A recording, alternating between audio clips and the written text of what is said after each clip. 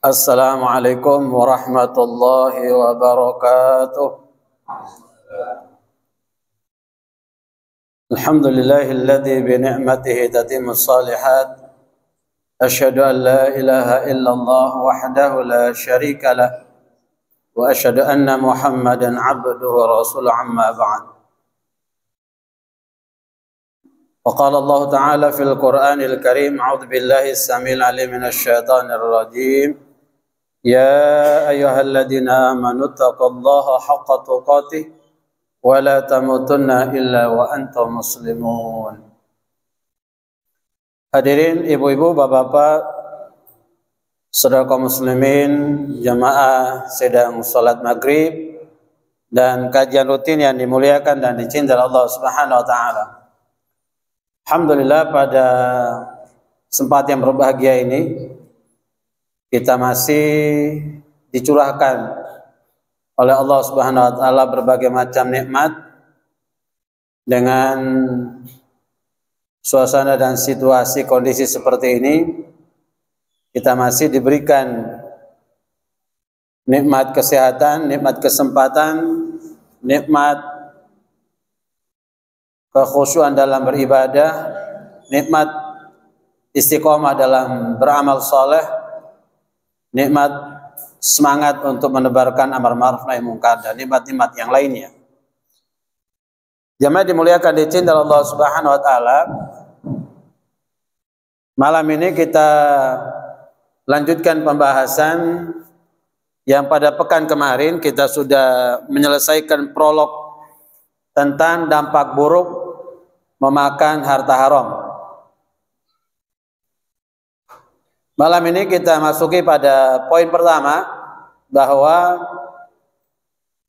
memakan harta haram berarti mendurhakai Allah dan mengikuti langkah syaitan.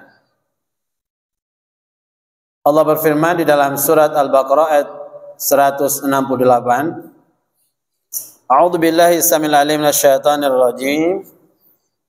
Ya ayyuhan nas kulu mimma fil ardi halalan thayyiban wa la tattabi'u khutuwatis syaitan innahu lakum aduwwum mubin. Ya ayyuhan nas, wahai sekalian manusia, kulu mimma fil ardi halalan thayyiban, makalah kalian apa-apa saja di muka bumi ini halalan thayyibah, halal dan baik. Wala tattabi'u khutuwatis syaitan, dan jangan sekali-kali kalian mengikuti langkah-langkah syaitan. Innahu, karena sesungguhnya syaitan itu lakum, bagi kalian manusia, aduwwum mubin, musuh yang amat nyata. Jamaah dimuliakan dicintai Allah Subhanahu wa taala. Pada ayat ini jelas sekali bahwa Allah menyerukan kepada seluruh manusia, tidak hanya khusus pada orang-orang yang beriman, tidak khusus hanya orang-orang Islam semata, tetapi yang Allah serukan itu seluruh manusia yang menempati planet bumi ini. Kulu mimma fil ardi halalan thayyibah, hendaklah kalian memakan apa-apa yang ada di atas bumi ini halalan, secara standarisasi syar'i hukumnya adalah halal, yang didapati dengan cara yang halal, yang dimakan pun halal. Thayyib, baik, tidak hanya pada standarisasi hukum syar'i saja bahwa yang dimakan itu halal, tetapi dia meliputi sesuatu yang dimakan itu thayyib, sesuatu yang baik menurut standarisasi medis, kesehatan, ahli gizi, bahwa tiap-tiap tubuh manusia ini untuk diperhatikan agar tidak mengkonsumsi sesuatu yang berlebihan. Karena di antara penyebab orang sakit itu karena overdosis karbohidrat di dalam tubuh manusia. Kenapa kemudian Nabi itu mengajarkan kepada kita, makalah saat kalian lapar, berhenti sebelum kalian kenyang. Sepertiga pencernaan kita diisi dengan makanan, sepertiga diisi dengan minuman, sepertiga diisi dengan oksigen. Jadi jamaah dimuliakan, dicinta Allah Subhanahu wa taala, thayyib bagi orang lain belum tentu bagi kita thayyib. Baik bagi seseorang belum tentu orang lain baik. Contoh orang kena diabetes, gula yang dia beli itu dari harta, dari uang yang halal. Jadi kerja keras yang halal, dia beli dengan uang halal. Tapi tidak baik buat orang diabetes itu mengkonsumsi gula yang berlebihan. Orang yang mengalami penyakit-penyakit yang lain pun sama demikian, bahwa makanan-makanan tertentu yang bisa menyebabkan semakin parahnya penyakit seseorang, yang menyebabkan makanan itu halal dari sumber pendapatan pencariannya dan dengan uang yang digunakan membelinya pun halal, makanan yang dimakan itu pun halal, tetapi tidak memberikan dampak kebaikan pada tubuh yang bersangkutan. Jadi luar biasa, Islam memberikan balansi, keseimbangan, ada tawazun. Halal pada standarisasi syar'i hukumnya, thayyib bagi apa yang dibutuhkan oleh tiap-tiap tubuh manusia.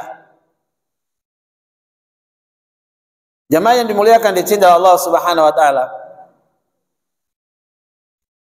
Ibnu Qayyim menjelaskan tentang yang dimaksud wala tattabi'u khutuwatis syaitan. Jangan sekali-kali kalian mengikuti langkah-langkah syaitan. Karena sesungguhnya syaitan itu musuh yang amat nyata bagi kita. Namanya musuh berarti 1001 macam cara dia bagaimana agar memalingkan kita atau menyibukkan kita pada hal-hal yang menyebabkan penyesatan terhadap agama atau keberpalingan kita dari agama atau menjauhnya kita dari agama atau hal-hal yang lain. Maka langkah-langkah syaitan yang dimaksud oleh ayat itu menurut Ibnu Qayyim adalah dalam kitab Badai Al-Fawaid, bahwa langkah pertama diajak pada kekafiran, kesyirikan serta memusuhi Allah dan Rasulnya. Langkah-langkah syaitan yang tidak boleh kita ikuti karena syaitan itu mengajak kepada kita untuk kekafiran, mengajak kepada kita untuk melakukan kesyirikan, mengajak kepada kita untuk memusuhi Allah dan Rasulnya. Dari orang kalau sudah menghalalkan segala macam cara untuk mendapatkan materi, mendapatkan dunia, dia gak peduli. Seperti pada prolog kemarin, mukadimah kemarin, ya. Jadi yang tergambar di dalam keinginan syahwat dunianya adalah kesenangan, kebahagiaan. Dia gak peduli. Ini jadi syirik nanti, ini jadi melanggar aturan Allah, melanggar aturan yang ditetapkan oleh Rasulullah. Kalau kita melakukan hal seperti itu, maka kita akan memusuhi Allah dan Rasulnya. Dia gak peduli. Yang penting oleh PC. Yang penting hidupnya terasa nyaman versi dia. Langkah yang kedua adalah diajak pada amalan yang tidak ada dalam tuntunan Islam. Amalan bid'ah. Banyak sekali apa yang dilakukan oleh orang-orang Syiah masuk kepada organisasi-organisasi Islam yang mereka menerapkan ajaran-ajaran, aturan-aturan ibadah-ibadah yang pada ibadah itu mengandung sesuatu yang tidak pernah diajarkan oleh Rasulullah. Jamaah dimuliakan, dicintai Allah Subhanahu wa taala. Dalam perbedaan pendapat yang seringkali kita temukan di kehidupan bermasyarakat kita, antum kalau baca fatwanya Syekh Hashim Al-Ash'ari, pendiri dari Nahdlatul Ulama, beliau berfatwa bahwa kumpul di rumah orang mati, tahlilan, makan, minum di dalamnya, itu adalah bid'ah. Beliau mengikuti pendapatnya Imam Syafi'i. Imam Syafi'i dengan murid seniornya Imam An-Nawawi rahimahullah dalam kitab Ulum menjelaskan bahwa bisa juga dilihat di Anatul Talibin atau Mukhti Muhtad, kitab-kitab yang dipakai oleh saudara-saudara kita, bahwa kumpul di rumah orang yang mati, makan, minum, di dalamnya adalah niyah merata, hukumnya haram, bid'ah, mungkarat. Imam Syafi'i mengatakan begitu. Haram, bid'ah, mungkarat. Dan kiai-kiai yang kemudian ditanyai alasannya sederhana. Ini kan budaya. Ini kan tradisi. Yang kemudian kalau kita tinggalkan atau kita berlaku keras terhadap mereka, umat ini akan lari. Alasannya begitu. Jamaah dimuliakan dicintai Allah Subhanahu wa taala. Kenapa bisa begitu?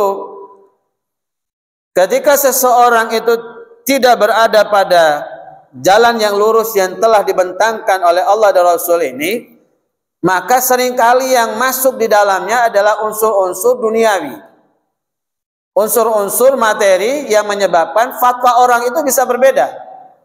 Fatwa orang itu bisa berubah.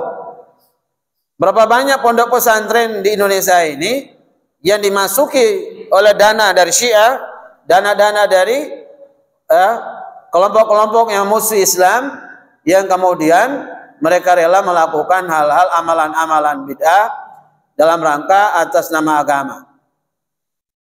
Padahal kemudian kalau diterusi sumber syar'i dari hukum tidak ditemukan di dalamnya. Langkah yang ketiga, diajak pada dosa besar al-kabair. Bahwa ketika orang terjerumus pada langkah syaitan, maka ketika dia menghalalkan segala cara untuk mendapatkan duniawi, dia menjualkan diri pun dia lakukan. Jadi PSK, jadi purel, atau jadi gigolo, jadi apa saja dia mau. Yang penting dia mendapatkan materi yang membuat dia bahagia menurut dia, bahwa kebahagiaan itu ditunjang dengan materi yang mumpuni. Dia punya kebebasan finansial. Sehingga kemudian dia mengikuti langkah-langkah syaitan, dia terjerumus pada dosa-dosa besar dan dia tidak peduli dalam hal itu. Kemudian yang keempat adalah diajar dalam dosa-dosa kecil, as-saghair, dosa-dosa kecil, ya. Ketika seseorang berada pada langkah syaitan, maka kemudian dosa-dosa kecil dia lakukan seperti hal yang biasa. Dari proses dosa-dosa kecil ini nanti kemudian meningkat pada dosa besar. Sesuatu yang besar itu berasal dari kecil, ya, mengecil, bertambah lalu kemudian membesar. Kerikil ditumpuk meninggi seperti gunung. Jadi sesuatu yang dia sibukkan dengan urusan-urusan di dalamnya, di mana dia menempuh jalan yang telah diajarkan oleh setan, maka dia akan melakukan dosa-dosa kecil. Langkah kelima adalah disibukkan dengan perkara mubah yang sifatnya boleh atau tidak ada pahala, yang tidak ada sanksi di dalamnya, hingga berlebihan. Jadi orang ketika mengikuti langkah syaitan, dia melakukan hal-hal yang mubah, yang dibolehkan sebenarnya dalam agama, tetapi berlebihan. Ya, contoh main catur. Saking asiknya main catur sampai kemudian adzan pun dibiarkan berlalu saja. Main futsal, main bulu tangkis, ya, sesuatu yang mubah boleh. Bahkan kemudian itu diajarkan di dalam Islam untuk menguatkan fisik kita. Al-mu'minul qawiyyun khairun wa habbu ilallah minal mu'minid dha'if. Seorang mukmin yang kuat itu jauh lebih disukai dan lebih dicintai Allah Subhanahu wa taala dibandingkan seorang mukmin yang lemah. Salah satu kekuatan yang dibutuhkan dalam Islam adalah quwwatul jasadiyah, kekuatan fisik. Karena orang mengangkat pedang itu butuh kekuatan dengan otot-otot yang dibentuk kayak orang-orang nge-gym, angkat berat dan seterusnya. Sangat bagus sekali. Tapi kemudian dia sibuk dengan nge-gymnya, dia sibuk dengan olahraganya, dia sibuk dengan hal-hal yang mubah, lalu dia meninggalkan sholat. Kerjanya setannya begitu. Kita disibukkan, ya, disibukkan mencari nafkah yang sifatnya wajib. Kalau tadi mubah, ya, sampai kemudian kita lupa pada Allah Subhanahu Wa Taala. Alasannya karena sibuk. Jamaah dimuliakan dan dicintai Allah Subhanahu Wa Taala.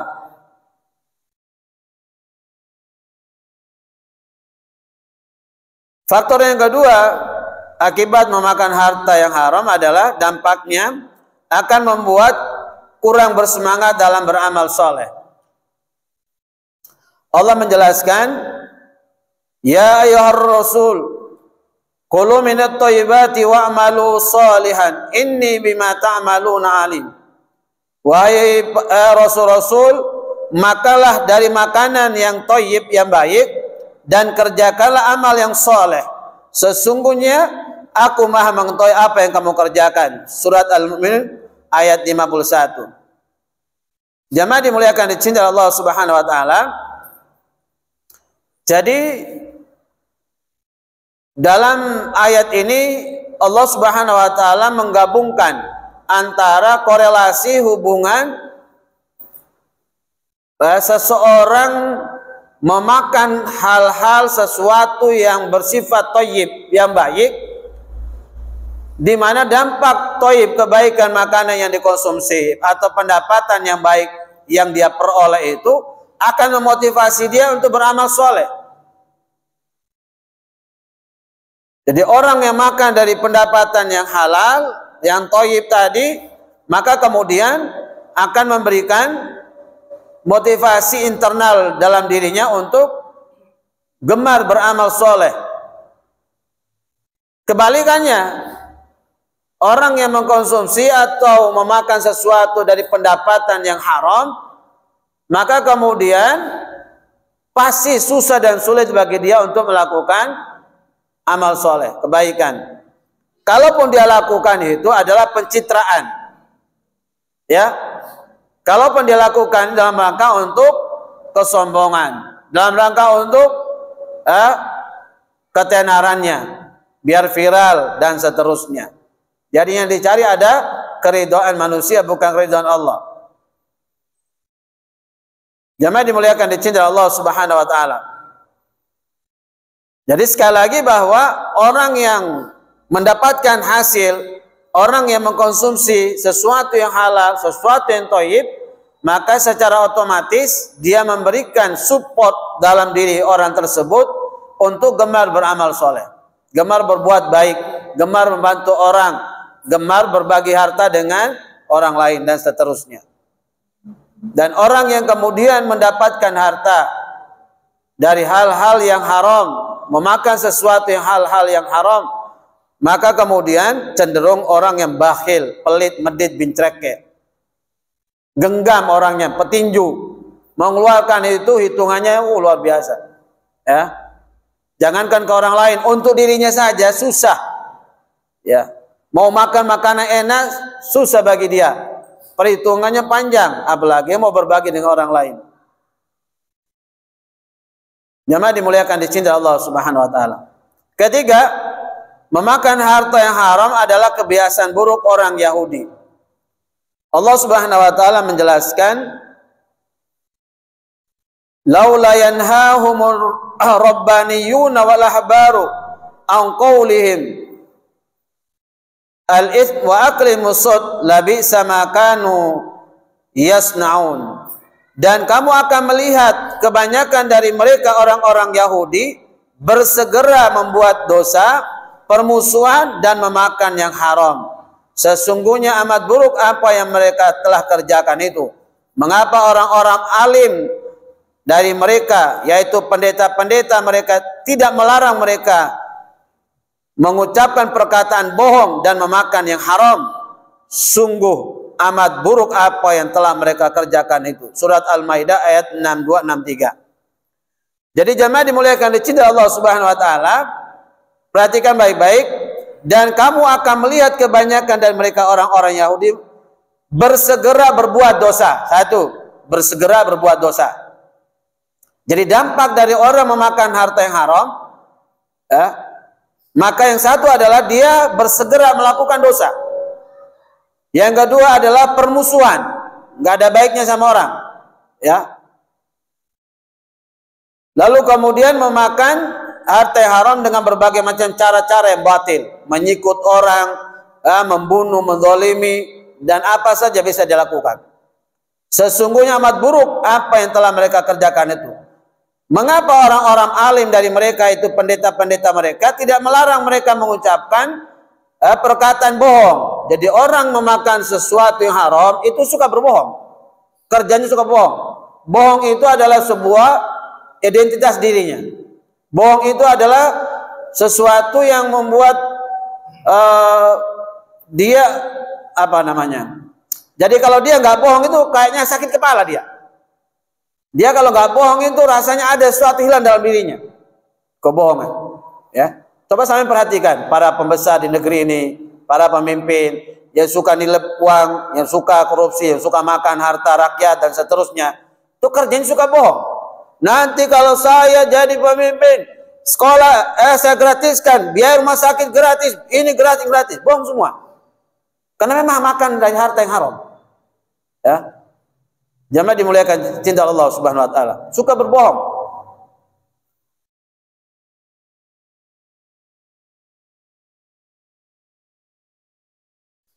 Nah, jamaah dimuliakan di cinta Allah Subhanahu wa taala. Jadi suatu keheranan adalah kenapa orang alim dari kalangan pendeta-pendeta itu membiarkan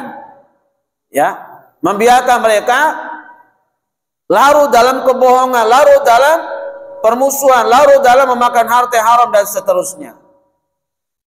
Makanya beda dengan kiai-kiai, ustadz-ustadz, ulama-ulama, habaib-habaib selalu memberikan penjelasan dan penegasan tentang hukum kepada umatnya, menjadi salah satu pertanggungjawaban di akhirat tentang keilmuan yang mereka miliki. Jangan memakan harta yang haram, jangan mendolim orang, dan seterusnya. Diajarkan dalam Islam sudah sangat sempurna sekali. Nah, tinggal individu-individu dari Muslim ini yang mau manut, taat, tunduk pada aturan Islam atau mau mengikuti hawa nafsu syahwat duniawinya. Terserah, kembali pada individunya. Jemaah dimuliakan di cinta Allah Subhanahu wa taala. Jadi ketika ada orang Islam yang kemudian kerjanya suka makan harta yang haram, melahirkan permusuhan dengan kaum muslimin, lalu kemudian melakukan banyak kebohongan dan seterusnya, itu berarti mereka mengikuti langkah-langkahnya orang Yahudi di dalam mendapatkan kehidupan duniawi. Makanya kemudian di mukadimah kemarin, al halalu bayyin wal haramu bayyin. Wilayah halal dalam Islam itu jelas hukumnya, wilayah haram dalam hukum Islam itu jelas. Wa bainahuma umur mutasyabihat. Dan di antara halal dan haram itu ada wilayah abu-abu. Kemarin saya ditelepon oleh seorang Bu Dokter. Pak Ustadz, izin bertanya, monggo Bu Dokter. Tolong jelaskan hukumnya yang sejelas-jelasnya agar kemudian saya bisa tahu Pak Ustadz. Ini ada teman, dia yang kemudian mengkoordinir acara reuni. Ya, acara reuni khusus wanita Pak Ustadz. Tetapi uang itu hasil nilep, ya. Jadi ada anggaran misalkan 100%, yang digunakan 70%, 30%-nya disimpan. Nanti ada anggaran lagi, dia 100%, dia keluarkan 80%, 20% disimpan. Nah, yang disimpan ini Pak Ustadz digunakan untuk reuni. Jadi semua dibiayai, transportasi PP-nya, makannya, penginapannya semua dia yang tanggung jawab. Hukumnya apa Pak Ustadz? Pertanyaan saya ini Bu Dokter. Disampaikan enggak ke Bu Dokter? Oh, disampaikan bahwa yang didapat uang seperti begitu.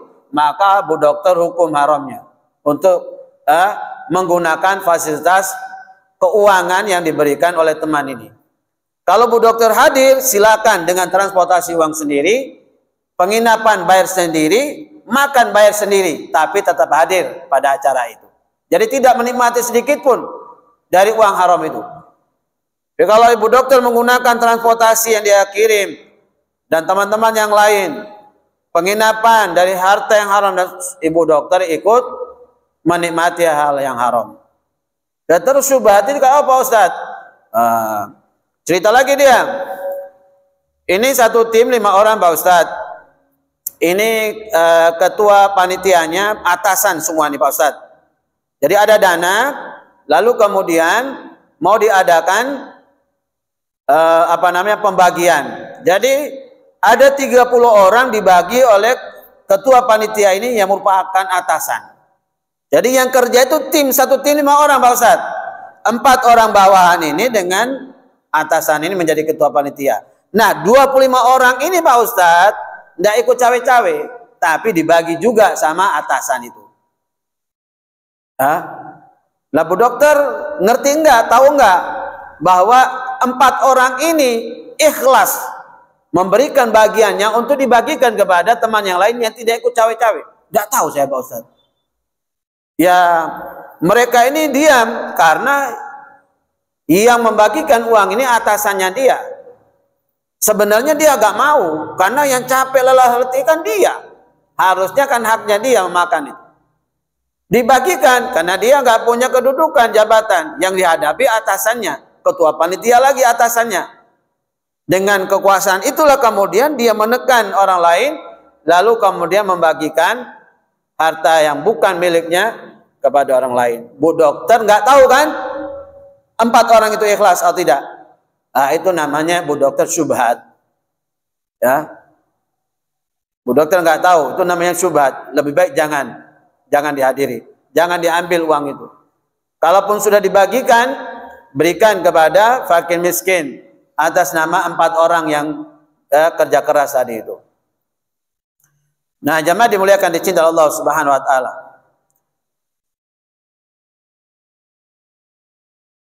Di antara lagi kemudian Allah menjelaskan tentang keburukan orang Yahudi.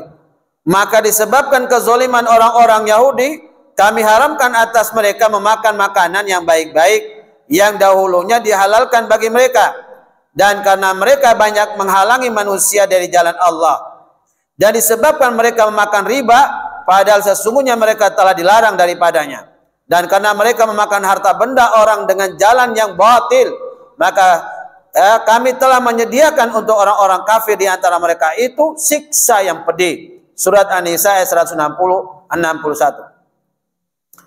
Jemaah dimuliakan dicintai Allah Subhanahu wa taala. Jadi dampak dari harta yang dimakan, pendapatan yang haram itu menyebabkan orang-orang itu akan melakukan tindakan-tindakan yang menghalang-halangi orang-orang untuk melakukan kebaikan. Menghalangi orang datang ke masjid dengan berbagai macam alasan, membubarkan pengajian dengan alasan Wahabi, alasan teroris, macam-macam.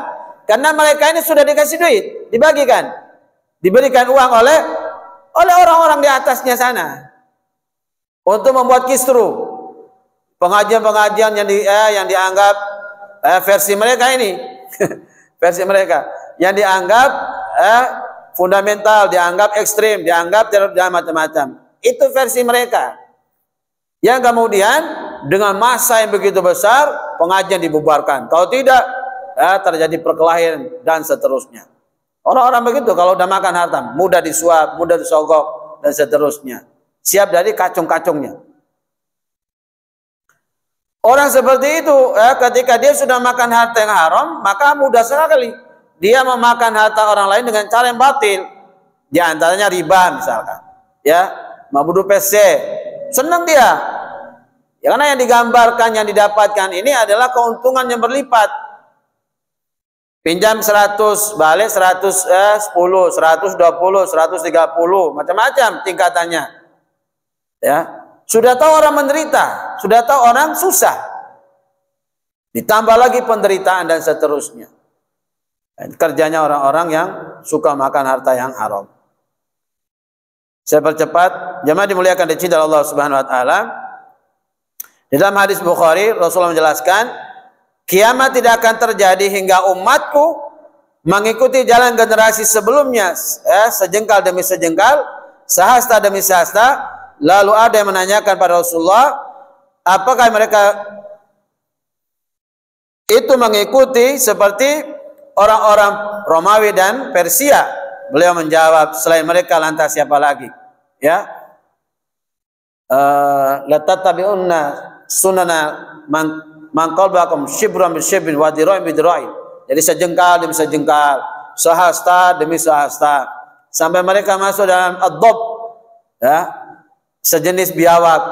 Kalau mereka masuk dalam lubang biawak, kalian pun lata ikut masuk ke dalamnya. Lalu sahabat bertanya, al-Yahudu wa Nasara, apakah yang panjenengan masuk itu Yahudi Nasrani, Persia dan Romawi? Bala. Dalam hadis yang lain, na'am. Siapa lagi kalau bukan mereka? Jamaah dimuliakan dicintai Allah Subhanahu wa taala. Keempat, akibat buruk memakan harta yang haram, badan yang tumbuh dari harta yang haram akan berhak disentuh api neraka. Rasulullah menjelaskan, wahai Ka'ab bin Ujrah, sesungguhnya daging badan yang tumbuh berkembang dari sesuatu yang haram akan berhak dibakar dalam api neraka. Hadis Tirmidzi. Hadis ini derajatnya hasan. Di dalam hadis yang lain dijelaskan bahwa kullu jasadin nabata min sutin fannaru aula bih. Tiap-tiap tubuh yang tumbuh dari makanan yang dimakan dari pendapatan yang haram, maka api neraka lebih patut membakar tubuhnya. Jemaah dimuliakan dicintai Allah Subhanahu wa taala. Jadi apa yang kita makan dari sesuatu yang haram, maka kemudian kita telah ridho, telah ikhlas memberikan tubuh kita ini menjadi santapan api neraka. Maka dalam hidup ini jangan sampai kita kebablasan, jangan sampai kemudian gelap mata, peteng dan seterusnya alasannya. Lalu kemudian memakan harta dengan cara-cara yang haram. Kelima, doanya sulit dikabulkan. Ya, doanya sulit dikabulkan. Sesungguhnya Allah Ta'ala baik, thayyib, tidak menerima kecuali yang baik, thayyib.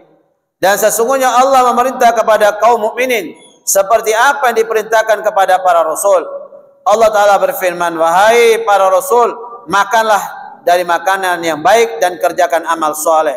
Al-Mu'min ayat 51. Dan Allah berfirman, wahai orang-orang yang beriman, makalah dari rezeki yang baik yang kami berikan kepadamu. Al-Baqarah 172.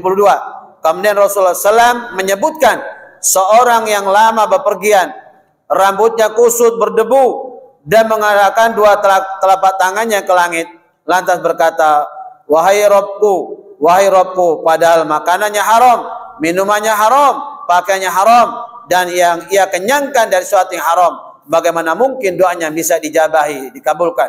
Hadis Sahih Muslim. Ya, jadi jamaah dimuliakan dicintai Allah Subhanahu wa taala. Kadang kemudian kita harus merevaluasi, kenapa ini doa kita kok tidak dikabul-kabulkan? Kenapa kok permintaan kita ini tidak dikabulkan? Ya, bisa saja apa yang masuk mengalir dalam darah dalam tubuh ini mungkin dari makanan yang haram, mungkin minuman yang haram, mungkin pakaiannya haram, ya, dan seterusnya. Imam Syafi'i itu pernah dititipkan ibunya di tetangganya. Ibunya ke pasar. Lalu kemudian datang ibunya Imam Syafi'i. Tetangga itu lapor, Bu, tadi Imam Syafi'i ini nangis menjerit-jerit, gak taunya kehausan. Lalu kemudian tak timbahkan air tetangga itu kasihkan minum. Kata ibunya, apa kau sudah minta izin keridoan tetangga yang punya air itu dimasukkan dalam mulut anak saya? Enggak. Langsung kemudian ibunya Imam Syafi'i memasukkan tangannya, mencolek-colek tenggorokan Imam Syafi'i sampai muntah. Ya, luar biasa orang dulu ya. Nah, kita ini kan mudah. Ada orang nebang tebu, jadi truk-truk tebunya ditarik, lek. Ya, ke sawah lihat ada tebu, dipotong, dimakan. Ada mangga jatuh, diambil, dimakan. Padahal dia belum minta keridhaan, keikhlasan pemiliknya. Ya. Apa saja sudah. Enak sekali, ya. Enak sekali, orang-orang sekarang ini tidak terlalu memperhatikan hal-hal yang kecil seperti itu. Jadi memakan sesuatu yang haram bisa menyebabkan terhalangnya doa kita. Kata Nabi, datanglah seorang laki-laki yang sedang bepergian jauh, rambutnya kusut masai, pakaiannya berdebu, ya. Lalu kemudian dia berdoa menengadakan dua telapak tangannya sambil menangis, ya Rob, ya Rob, ya Rob. Dia menangis, ya. Kata Nabi, ya delok itu teretanmu. Bagaimana mungkin doanya dijabahi oleh Allah? Wah, makanannya dimakan, minuman yang diminum, pakaian dipakai, itu semuanya hasil dari haram. Ya, doanya gak dijabahi oleh Allah Subhanahu wa taala. Jamaah dimuliakan, dicintai Allah Subhanahu wa taala. Poin yang keenam, harta haram membuat kaum muslimin jadi mundur dan hina. Ya. Rasulullah bersabda, jika kalian berjual beli dengan cara inah, salah satu transaksi riba, mengikat ekor sapi, maksudnya sibuk dengan peternakan, ridho dengan bercocok tanam, maksudnya sibuk dengan pertanian, dan meninggalkan jihad yang saat itu fardu ain, maka Allah akan menguasakan kehinaan atas kalian. Allah tidak akan mencabutnya dari kalian hingga kalian kembali kepada agama kalian. Hadis Abu Daud disahihkan oleh Syekh Al-Albani rahimahullah. Jadi jamaah dimuliakan, dicintai Allah Subhanahu wa taala. Memakan sesuatu yang haram itu akan menyebabkan terjadi kemunduran dan kehinaan pada umat Islam. Ya. Ketika umat Islam ini mengkonsumsi sesuatu yang haram atau mencari pendapatan dengan cara yang haram, maka kemudian semangat jihadnya itu pasti luntur. Ya. Semangat jihadnya pasti luntur. Maka dalam hadis lain Nabi mengatakan, kalian umatku ini di akhir zaman nanti seperti hidangan di atas meja ditata, penuh posak makanan, dan akan disantap dari segenap penjuru. Ya, kumpul semua orang. Rangan rakusnya. Lalu sahabat bertanya, ya Rasulullah, apa pada saat itu kami ini minoritas, umat yang sedikit? Kata Nabi, benih. Kalian umat Islam, umat yang terbesar, mayoritas.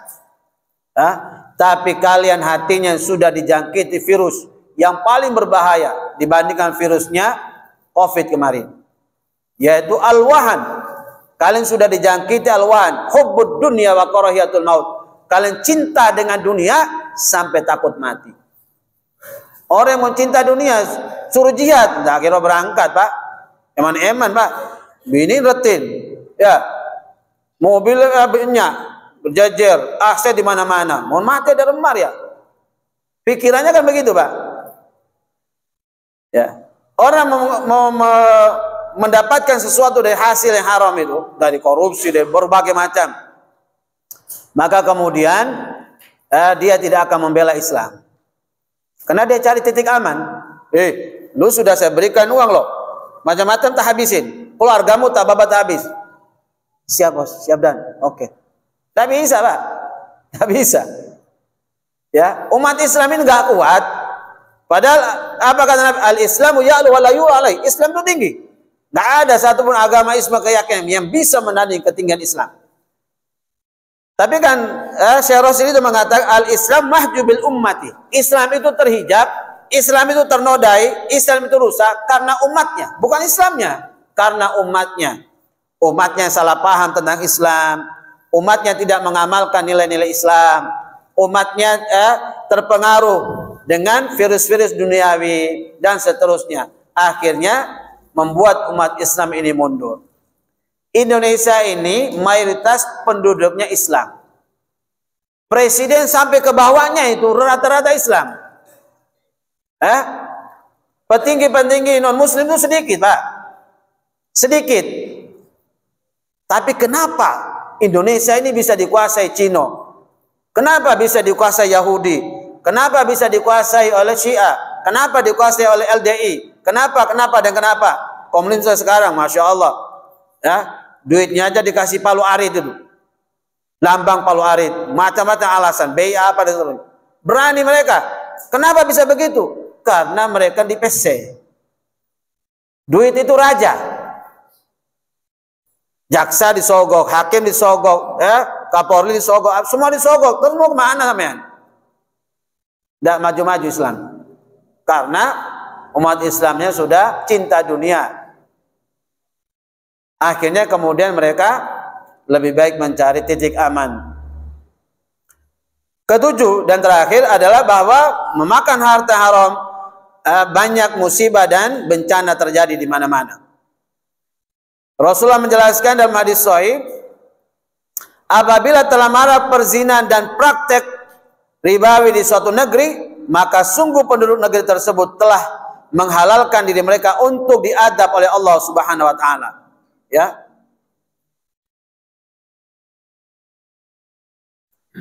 Jamaah dimuliakan dicintai Allah Subhanahu wa taala. Jadi ketika penduduk suatu negeri itu sudah melakukan riba di mana-mana, perzinahan di mana-mana, dan ini kejadian Indonesia begitu. Ya. Kejadian Indonesia begitu. Dan yang melakukan rata-rata orang Islam. Rata-rata orang Islam. Non muslimnya sedikit, Pak. Yang melakukan begini rata-rata orang Islam. Sampai hitung-hitung sudah. PSK di Indonesia ini mulai datang dari Uzbekistan, datang dari Timur Tengah sampai yang lokal semua, itu rata-rata agamanya Islam. Yang datang ke sana juga rata-rata orang Islam. Ya. Jamaah dimuliakan dicintai Allah Subhanahu wa taala. Orang menganggap bahwa zina itu adalah sesuatu yang biasa. Ya. Bahkan nanti kemudian di akhir zaman, kata Nabi, kamu akan melihat orang berzina di muka umum dan mereka sudah gak punya rasa malu. Sudah banyak kejadian begitu ya. Orang sudah gak punya rasa malu, dicabut rasa malunya. Pada al-haya'u minal iman, kata Nabi. Malu itu bagian dari separuh keimanan. Orang kalau sudah gak punya rasa malu, hilang sudah iman. Jamaah dimuliakan dicintai Allah Subhanahu wa taala. Pertanyaan. Assalamualaikum warahmatullahi wabarakatuh. Waalaikumsalam warahmatullahi wabarakatuh. Izin bertanya Ustaz. Ya, saya izinkan. Dalam sebuah hadis dijelaskan bahwa setiap daging yang tumbuh dari yang haram, maka neraka adalah tempatnya. Bagaimana jika ada seorang anak yang sejak kecil, bahkan sejak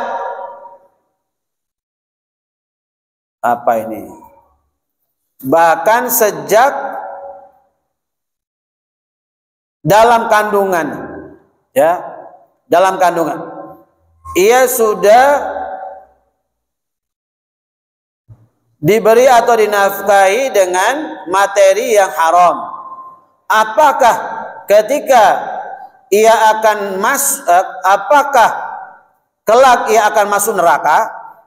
Namun sejatinya anak tersebut tidak tahu apa yang dia makan adalah yang haram yang diberikan orang tuanya. Barakallahu fikum Ustaz wa iyyakum penanya. Jamaah dimuliakan dicintai Allah Subhanahu wa taala. Ya.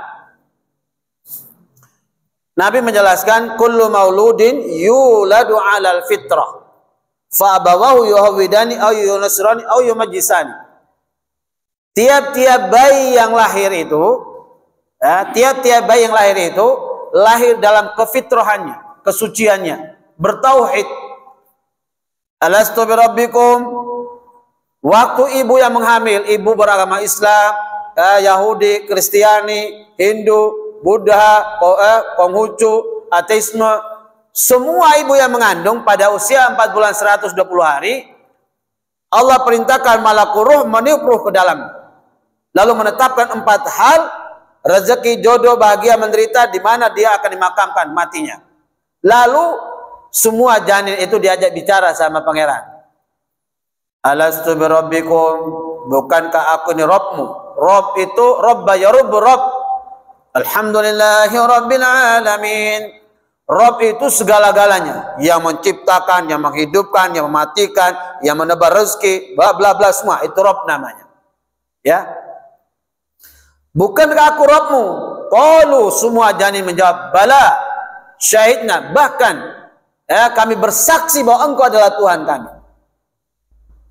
Jadi bayi yang lahir itu suci dia, beragama Islam dia, bertauhid dengan tauhid uluhiyah. Bertauhid dia. Nah, tidak ada dalam ajaran Islam itu anak jadah, anak haram. Mau hasil dari hubungan sah, hubungan tidak sah, hubungan gelap, hubungan terang, semua bayi yang lahir dari kandungan seorang ibu agama apapun, status bayi itu suci. Dalam Islam tidak dikenal pembebanan dosa warisan yang dilakukan oleh Adam dan Eva di Taman Firdaus, lalu kemudian semua bayi membawa dosa. Datanglah Yesus Kristus menanggung semua dosanya, disalib. Nggak ada dalam Islam. Masa Tuhan disalib? Tuhan nggak punya kekuatan, tak? Allah itu Tuhan segala-gala. Mau disalib oleh makhluknya? Nah, lucu. Eli Eli lama sabaktani. Yang disalib ngomong, Tuhan, Tuhan, kenapa kau tinggalkan daku? Masa Tuhan meninggalkan Tuhan? Nah, lucu. Ya. Dalam Islam tidak dikenal dosa warisan. Ibu bapaknya berdosa, anaknya tidak berdosa. Ya, anaknya tidak berdosa. Yang dimakan ibu bapaknya dari sesuatu yang haram dan seterusnya masuk ke plasenta, dimakan oleh anaknya, anak ini tidak berdosa. Dalam janin, dalam kandung, tidak berdosa anak ini. Nggak nanggung dosa orang tuanya. Semua dosa dikembalikan kepada orang tuanya.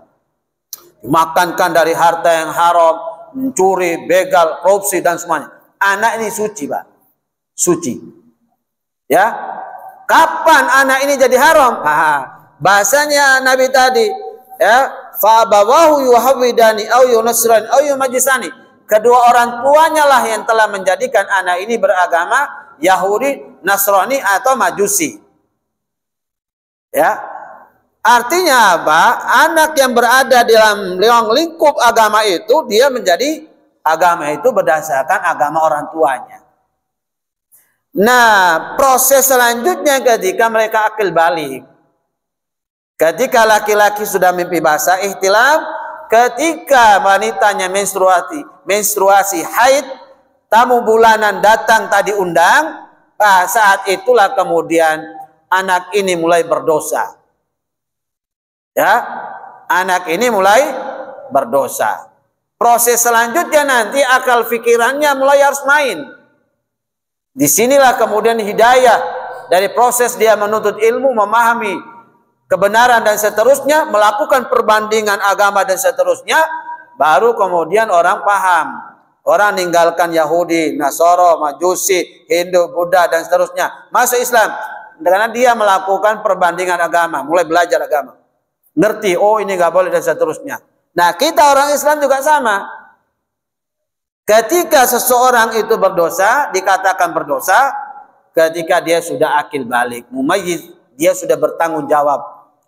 Mon orang laki saat mimpi pertama, cut, oh nikmat sekali, mau becak apa bangun. Bedanya madi, wadi dan mani. Mani itu kalau keluar nikmat. Mon wadi keluar bisa kena kedinginan, onderdilnya bocor, lalu kemudian becak ke pipon. Tapi tidak diiringi dengan kenikmatan. Nggak pakai mandi janabat. Cukup basuh, cuci, pakai sabun apa semua butuh jengkol. Ya. Tapi kalau dia keluar dengan nikmat, ya, mimpi cium, belum apa-apa, baru mau cium, trut. Wah, mantap. Ya, sudah balik namanya orang laki ya. Mon orang bini ketika haid menstruasi. Nah, saat itulah kemudian dia diberi makan oleh orang tuanya dengan makan yang haram, anak itu juga mulai berdosa. Orang tuanya berdosa, mengajarkan anaknya berdosa. Tinggal anaknya ini, dia tumbuh dengan pendidikan Islami atau tidak.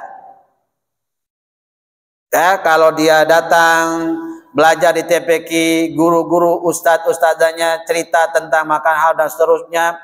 Lalu kemudian anak ini mengerti dan tetapi dia belum punya kemampuan untuk berdikari, ya, berdikari. Maka kemudian dalam posisi seperti itu, dosanya lebih banyak dilimpahkan kepada kedua orang tuanya yang memang sengaja memberikan makan anak yang belum bisa berdikari tadi untuk menanggung dosanya. Insyaallah begitu ya.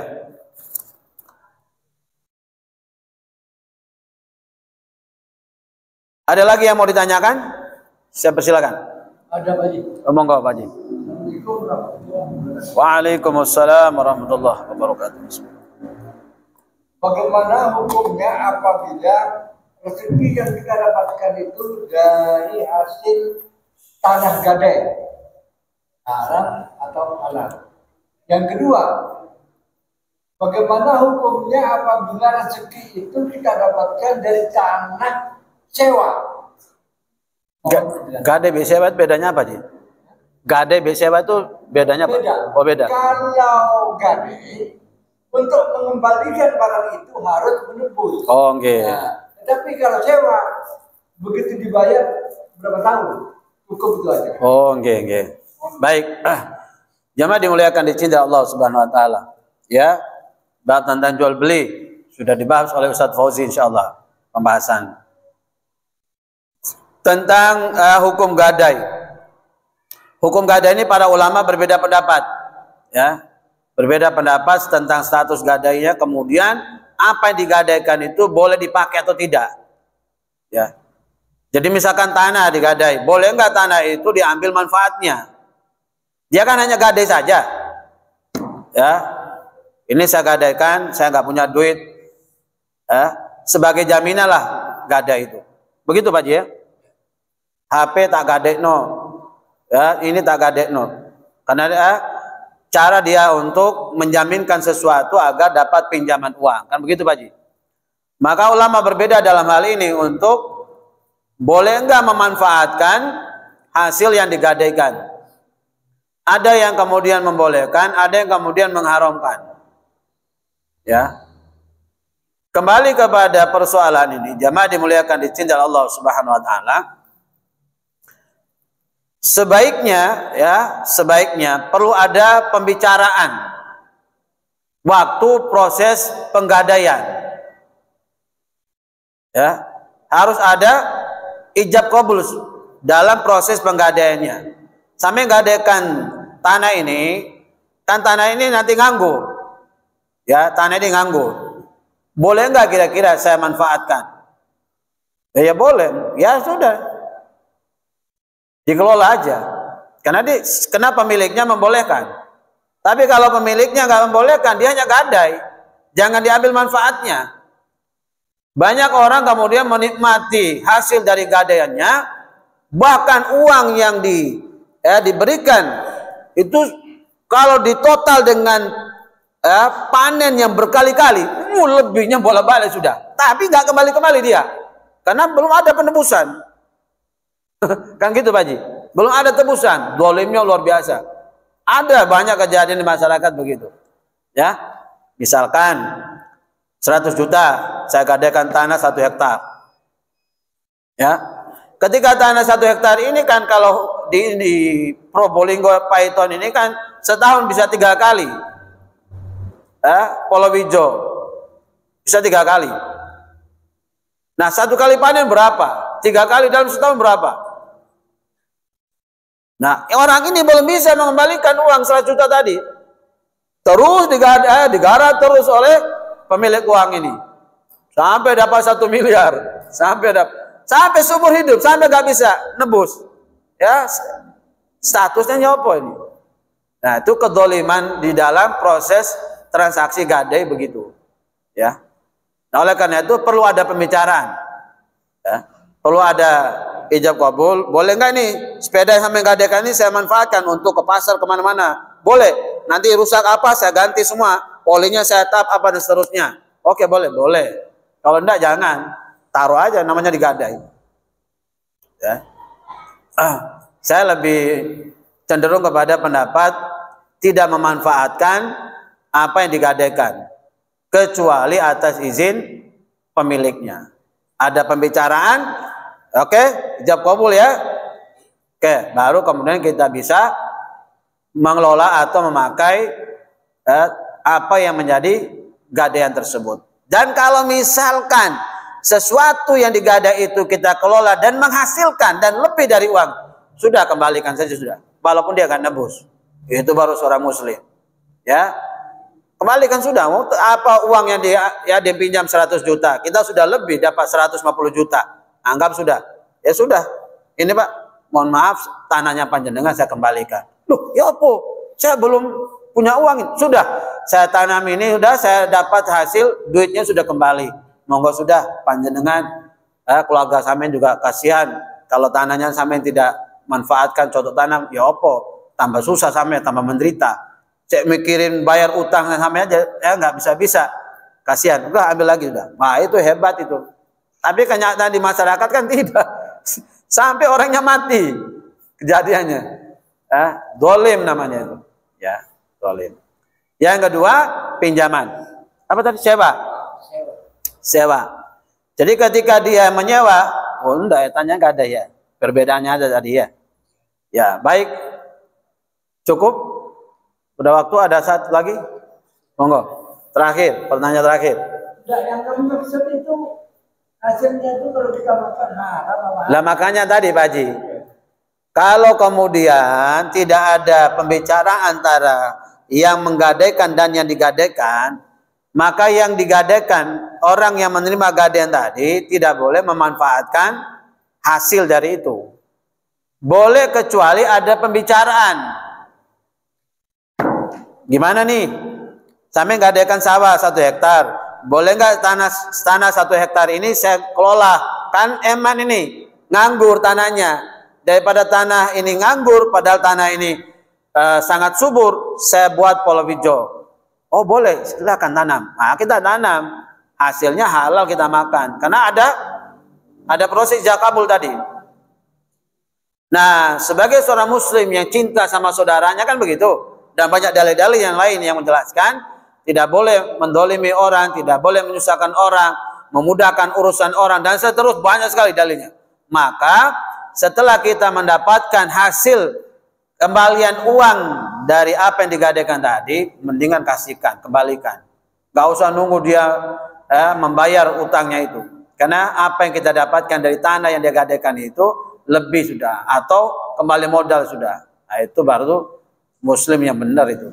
Tapi kalau tadi itu diam terus sampai pemiliknya mati Pak, nggak bisa nebus-nebus. Dia berpatokan, wah kalau dia nggak bisa nebus kan ini tetap saya tahan. Nah, itu. Kalau ngikuti orang Yahudi ya begitu, ngikuti orang kafir ya begitu. Gak punya nurani, ya. Banyak orang susah tapi orang lain kemudian menari di atas penderitaan orang lain. Begitu Pak Ji, jelas kan? Ya. Oke, baik. Terima kasih banyak atas kehadirannya dan kebersamaan kita pada kesempatan yang berbahagia ini. Mari kita akhiri majelis kita dengan doa kafaratul majelis. Subhanakallahumma bihamdika asyhadu an la ilaha illallah